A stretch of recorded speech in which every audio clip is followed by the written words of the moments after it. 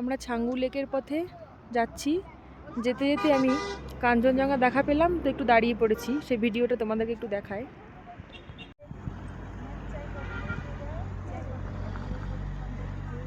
অপূর্ব দৃশ্য দেখে মনটা পুরো জুড়িয়ে গেল, সেজন্য একটু শেয়ার করলাম তোমাদের সাথে। ওই যে কাঞ্চনজঙ্ঘা, এই যে কাঞ্চনজঙ্ঘা।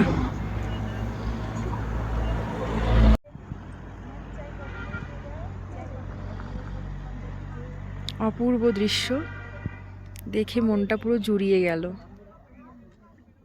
সেজন্য একটু শেয়ার করলাম তোমাদের সাথে।